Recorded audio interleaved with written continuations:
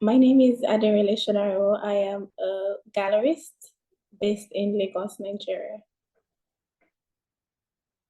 And in terms of, who who do you live with? So let's know a little bit about, what happens in your residence. Do you live alone? Do you live with pets, etc.?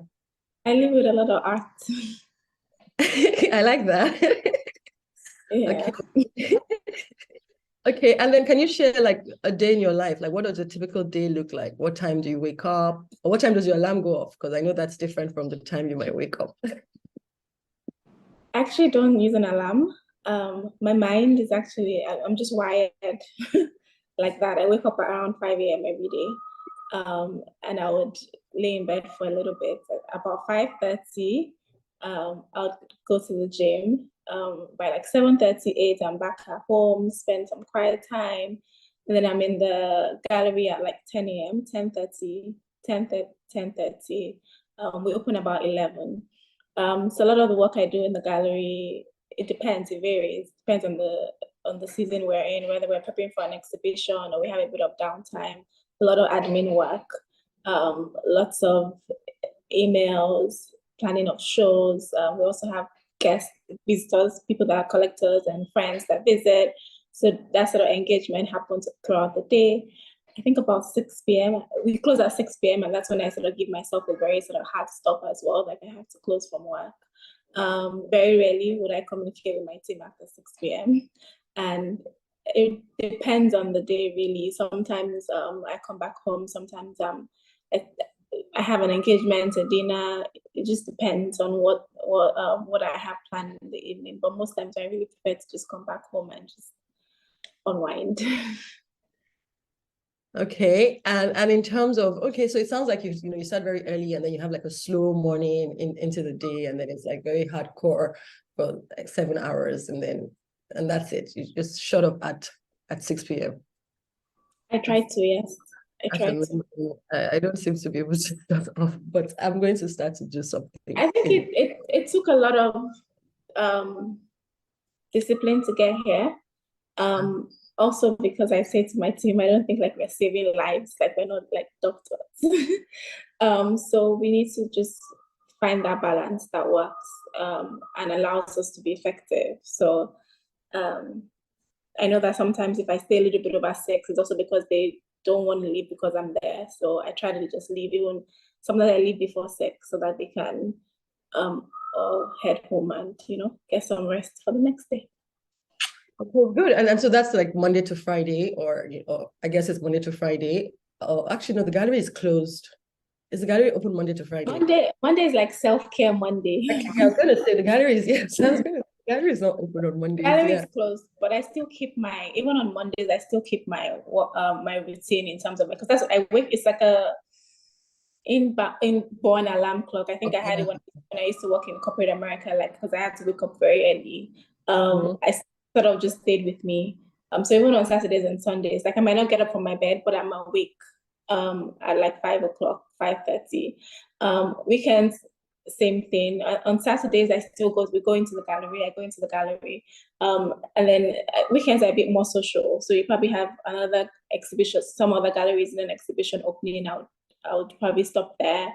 Um, in between gallery work as well. And then on Sunday, it's a bit more because we're closed on Sundays, so no work on Sundays.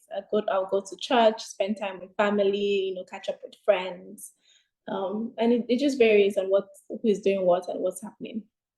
Okay, and you mentioned corporate America, and I guess I corporate America because I want to know how you kind of got onto this career path. And so, how did you move from corporate America as an accountant to as a gallerist? That's a very long time, very old life. um, but it was what I studied in school. It was what I spent a couple of years in. I enjoyed it. But when I moved back to Nigeria and just seeing the creative space, it was something I always wanted to do. I think, so I've had the gallery for almost 9 years now. But my journey really started about 12, 13 years ago within the creative industry, just visiting artists, doing some, little exhibitions here and there, and just trying to figure out where I really wanted to stay and work in. So it took a lot of trial and error and trying out different things for me to eventually get here, where I enjoy working with artists, I enjoy presenting exhibitions.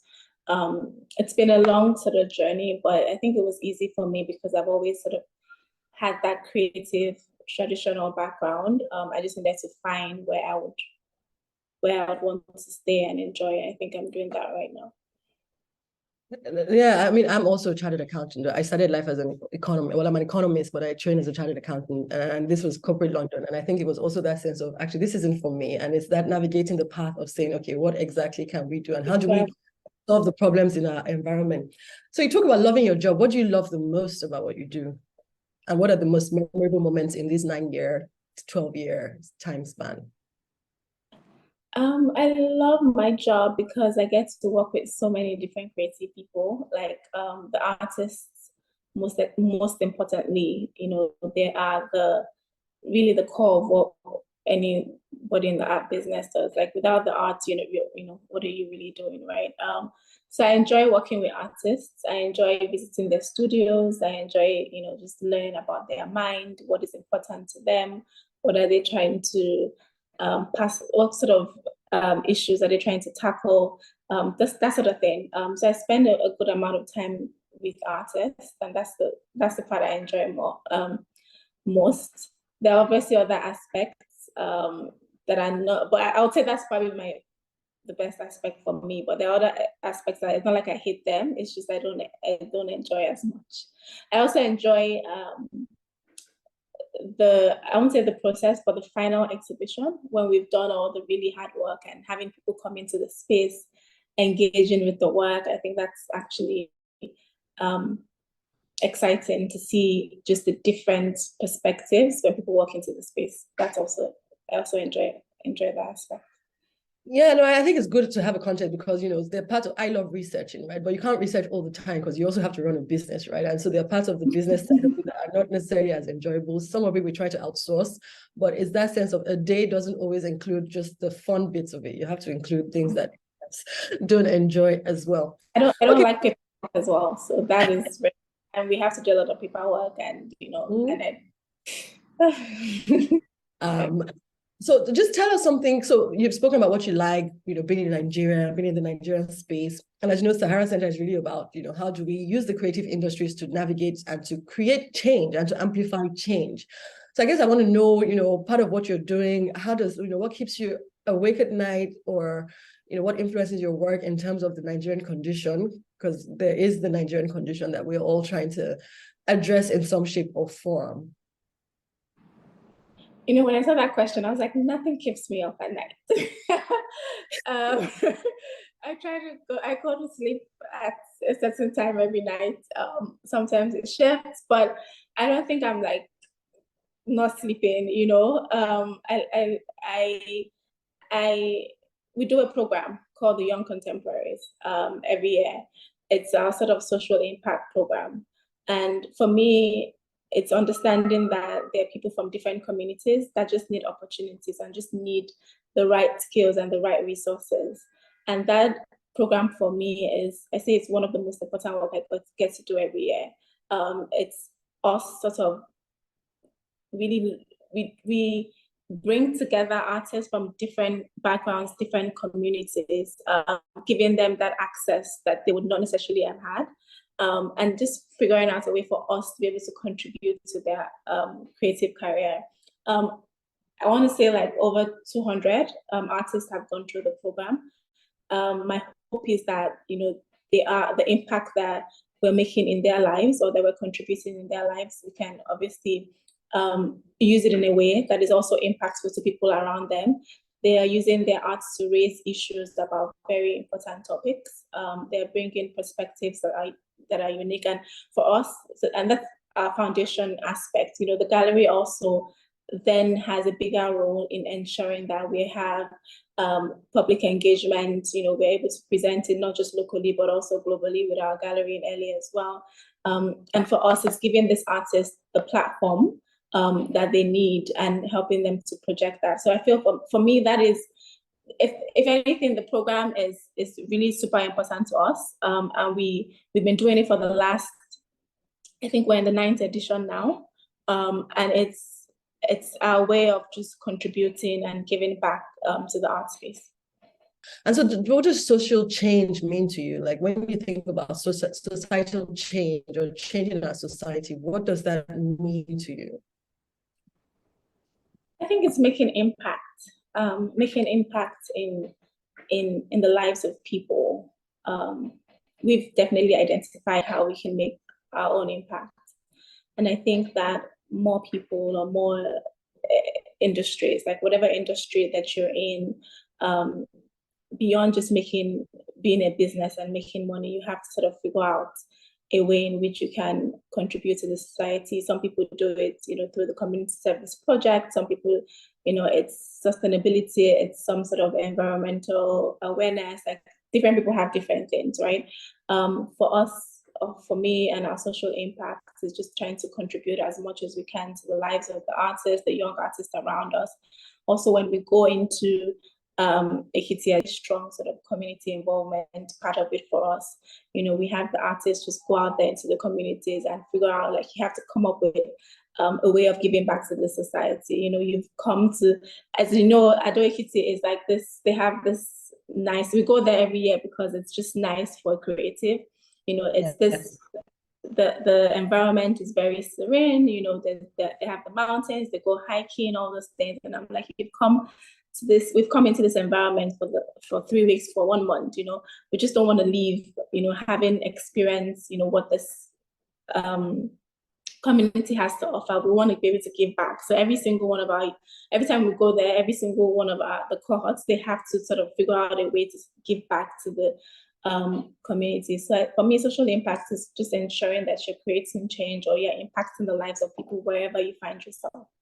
Exactly. I think it's also one thing, I teach sustainability, but one thing as well is the sense that it shouldn't also be different from what you're doing. It's important to embed it and integrate it into your own activities, because that way it's even more sustainable, right? So it's about building. It's authentic in that way, as opposed to just trying to do it when it doesn't fit into your business. Yeah.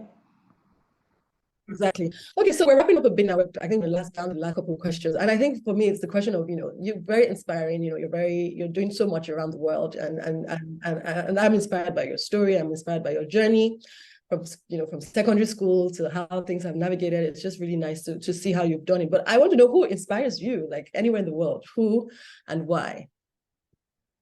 But they have to be from the creative industries. I'm not going to say one person inspires me, but I mean, I've also sort of said this earlier. It's the artists, and in a way, every single person. Sometimes when I talk, I say everybody is an artist in a sense, and I'm just really blown away by the minds of the artists. I'm blown away when I meet an artist that I connect with. Sometimes I spend hours and hours just talking to them. Sometimes it doesn't even have to do with their practice. We're just talking about life and just talking about, the way they see things. And because I spend a lot of time with artists, they're really the ones that inspire me. They're the ones that inspire me the artists that I work with inspired me to open a second location internationally. They're the ones that inspire me to take up space in the places that we're taking up space.